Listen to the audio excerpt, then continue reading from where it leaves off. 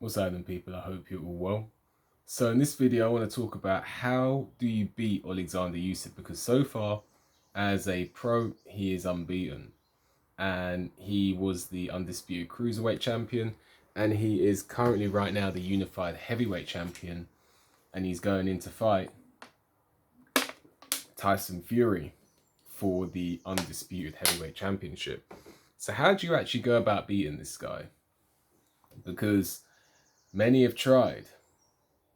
Well, in my opinion, there are some ways to try and beat him. And the first one is the one that's probably the most obvious. And that is to go to the body. Daniel Dubois arguably hit him with a legit body shot and possibly could have won that fight. Anthony Joshua punched Usyk to the body, and I noticed that Usyk did not like it. In fact, there was a time when the fight got stopped again, and I don't know if it was a low blow or not, but Usyk did not like the body shots a couple times when Anthony Joshua threw them.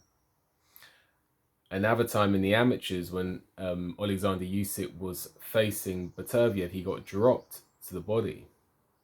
So there seems to be a persistent weakness. Usyk does not seem to like body shots. So a way to beat Usyk, quite simply, is to go for the body. Another way to beat Oleksandr Usyk is to not box his fight. And it's a very hard thing to do, because I think he puts opponents in a trance, a little bit like Vasily Lomachenko. You need to fight your fight, not fight his fight. Oleksandr Usyk is almost like a lead dancer, and he can get you being almost like the backup dancer without you realizing. He boxes to a tempo and rhythm, and he almost gets you finding that rhythm, and you're following him around the ring. So someone who, I know he didn't win the fight, but if you look at Tony Bellew did not fight Oleksandr Usyk's fight.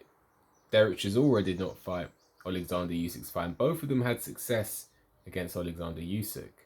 So a way to beat Oleksandr Usyk is to fight your fight and do not fight his fight. Do not turn into that backup dancer following his lead. Another way to, and it kind of links to the last point, to beat Oleksandr Usyk is to fight offbeat, to have an offbeat rhythm. You see, everything with Usyk is about rhythm, tempo, flow. So if you throw away the rule book and you fight an offbeat tempo like Tony Bellew did, you can have success against Oleksandr Usyk. You see, orthodox versus southpaw is often about lead hand control, foot positioning, and trying to land that backhand. And you land that backhand by establishing lead hand control. But if you ignore all of that, throw all that away, Tony Bellew had success against Oleksandr Usyk by leading with power shots. The times that Anthony Joshua had success against Oleksandr Usyk, particularly in the first fight, a lot of people don't realize this, was when he led with his backhand. So that's what you got to do against Oleksandr Usyk.